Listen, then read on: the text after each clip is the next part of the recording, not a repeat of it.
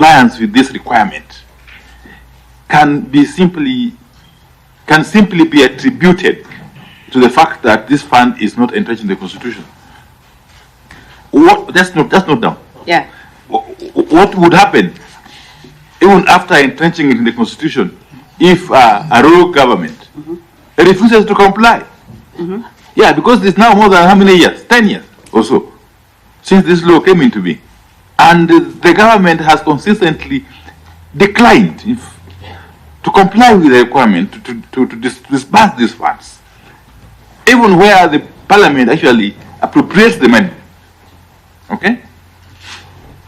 But more critically, it is never appropriated. I'm sure you know. Okay? As a result of sailing, so-called, and the money you guys here, you share our budget. And now it's the majority. So what has been the reason why this money is not availed? Please help us understand. If the cure is only in entrenching it in the Constitution. Finally, on my part, is the ORPP. It's a very critical office. Very critical. And in fact, if you ask me, I wouldn't mind having it entrenched in the Constitution. But it must be reminded that its purpose is to protect political parties. Because our democracy is still very young. And most of our parties are vulnerable. So they need to be protected. And the office is at the center of the protection of these parties, and indeed of multi-party democracy. What do you make of the presence of the Political Parties Liaison Committee? Do you think its role so far has been satisfactory? Do you think there are things we can do to have it strengthened? Do you think its structure is proper? Thank you. Thank you very much. I think I want to agree with you that we need to consider the entrenchment of that fund in the Constitution and the office. Kenya is a multi-party democracy, but as we speak, there's a serious threat to our multi-party democracy. One way of killing a multi-party democracy is starving the political parties of funding. And what Honorable P. Wandayi is talking about has been there. There's been quite some deliberate attempt to not to disburse the funds and therefore not to finance political parties to be effective as vehicles through which Kenya as a country can realize its political aspirations. The second threat to democracy has been the issue of cannibalization of our political parties. There's a deliberate attempt to cannibalize political parties in our country.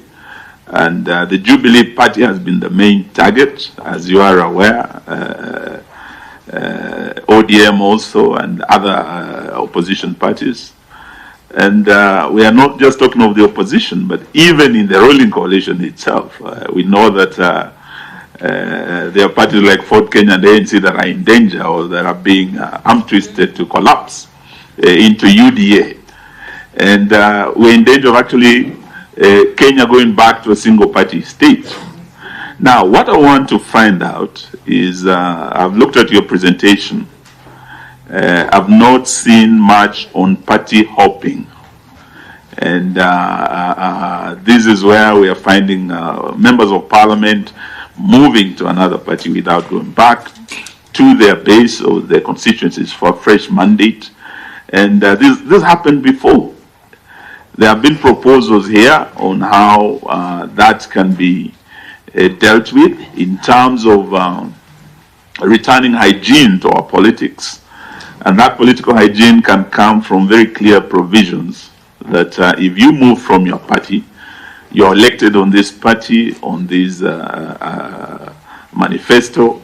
If you are to go to another party, then you should resign and go back to the people for fresh election. What do you say about that and the proposals in amendment of the Political Parties Act to ensure that happens? Thank you.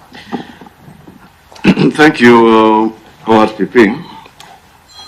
I'll just pick up from where Honorable Eugene has ended on the rights of political parties vis-a-vis individual rights.